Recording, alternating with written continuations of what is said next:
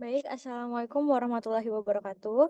Sebelumnya kami dari kelompok 4 Software Testing dan Quality Assurance di sini akan mempresentasikan mengenai implementasi User Acceptance Testing. Studi kasusnya website Viklas Unila. Next. Sebelumnya izin memperkenalkan diri. Di sini saya Alisa Sujayanti dengan NPM 21150610003 sebagai moderator dan teman-teman sekalian sebagai pemateri yaitu ada Niputu Tiara, kemudian ada Faris Danuarta, Arbian Alex Pritama dan M Dewa Satria. Untuk pertama mengenai apa itu UAT akan dijelaskan oleh Faris. Kepada Faris dipersilakan.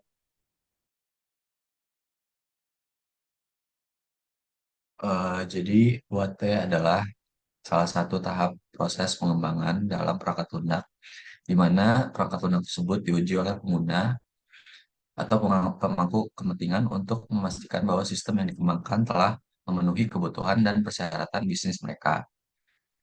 UAT melibatkan pengujian skenario yang mereplikasi pengguna nyata dari perangkat lunak untuk memverifikasi bahwa semua fungsi dan fitur bekerja dengan baik dan tidak ada masalah yang signifikan. Next. Jadi jenis-jenis UAT itu ada 5. Yang pertama ada alpha dan beta testing, contract acceptance testing, regulation acceptance testing, operational acceptance testing, dan black box testing.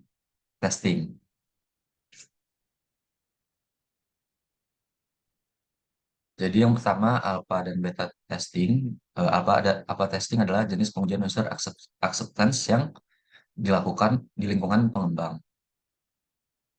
Jadi oleh tim atau staf pengujian internal sebelum rilis ke pengguna internal. Sedangkan beta testing adalah pengujian yang dilakukan di lingkungan pengguna oleh pengguna ekstensif.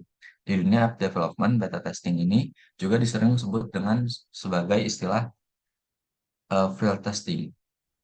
Selanjutnya, contract acceptance testing, yaitu proses pengujian aplikasi berdasarkan pada kriteria penerimaan dan juga spesifikasi tertentu yang telah pihak pengembangan dan klien sepakati dalam kontrak. Penetapan kriteria dan spesifikasi ini terjadi selama proses negosiasi. Next.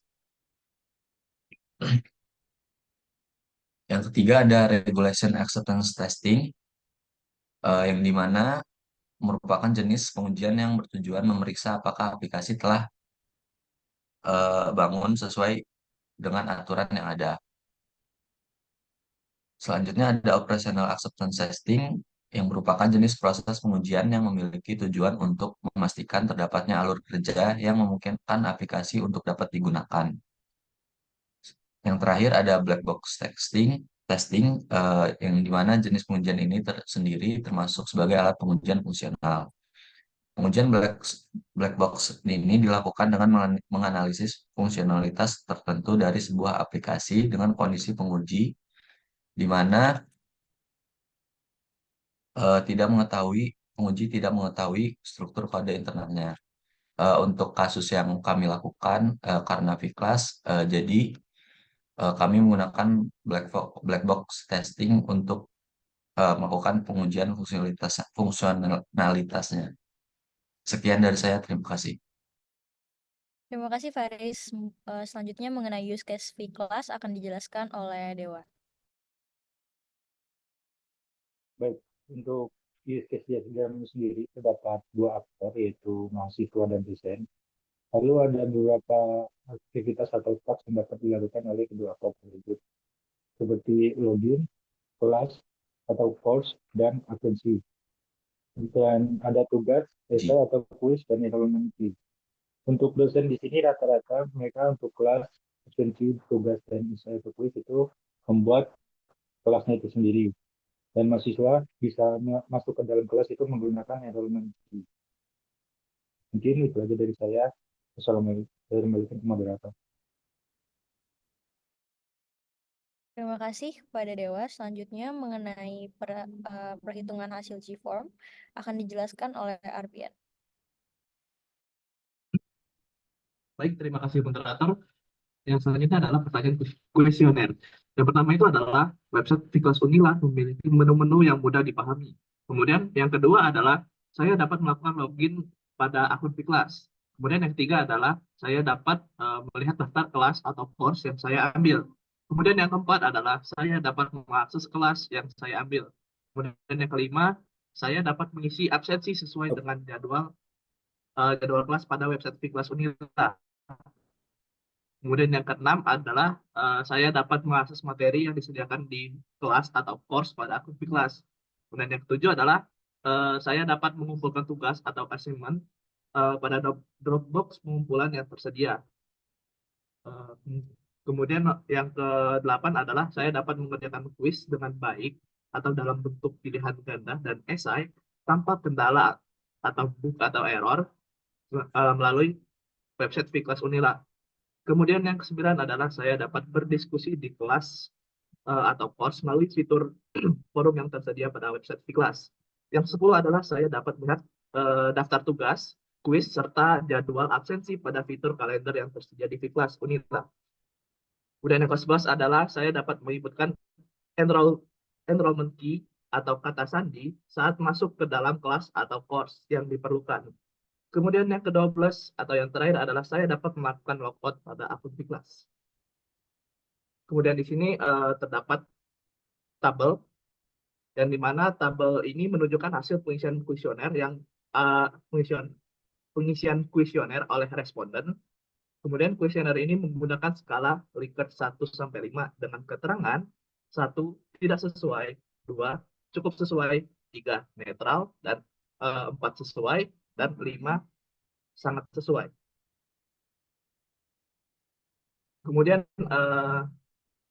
yang selanjutnya adalah tabel ini menunjukkan hasil perhitungan dengan menggunakan rumus total nilai skala sama dengan jumlah responden dikali skala Likert. Baik, saya kembalikan ke moderator.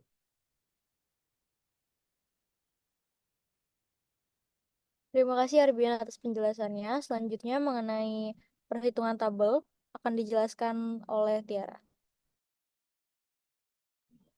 Baik, terima kasih moderator atas kesempatannya. Jadi selanjutnya adalah perhitungan persentase, di mana berdasarkan tabel sebelumnya, dapat dihitung persentase hasil kuesioner pada tiap pernyataan yang diberikan dalam kuesioner dengan menggunakan rata-rata nilai dari tiap pernyataan.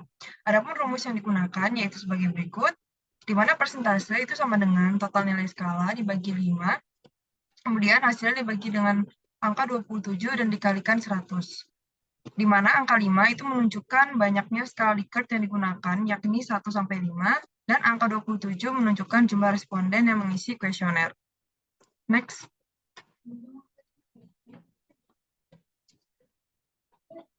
Nah, berikut adalah analisa hasil kuesioner, di mana untuk pernyataan nomor 1 itu bernilai persentase 73%, kemudian untuk pernyataan nomor 2 memiliki nilai persentase 90%, pernyataan nomor 3 memiliki persentase 88%, kemudian pernyataan nomor 4 memiliki persentase 90%, pernyataan nomor 5 mendapatkan persentase 86%, lalu pernyataan nomor 6 mendapatkan nilai persentase 89%, kemudian pernyataan nomor 7 mendapatkan nilai persentase 89%, pernyataan nomor 8 mendapatkan nilai persentase 70%, lalu untuk pernyataan nomor 9 mendapatkan persentase 73%, untuk pernyataan nomor 10 mendapatkan persentase 85%, pernyataan ke-11 mendapatkan persentase 88%, dan pernyataan nomor 12 itu mendapatkan persentase 95%.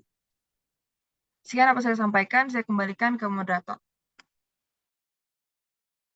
Terima kasih kepada teman-teman sekalian yang sudah menjelaskan materi yang tampil pada PPT.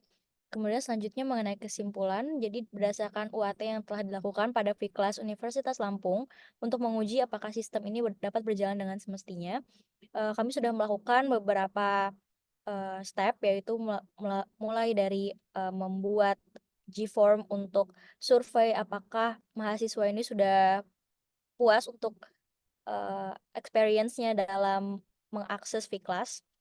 Nah, berdasarkan analisis kuesioner tersebut, website Fiklas Unila ini mudah digunakan dan bermanfaat bagi mahasiswa. Mayoritas mahasiswa ini memahami menu-menu, dapat login, mengakses fitur dasar, dan logout tanpa kendala. Namun, pada fitur diskusi dan pengerjaan kuis perlu ditingkatkan.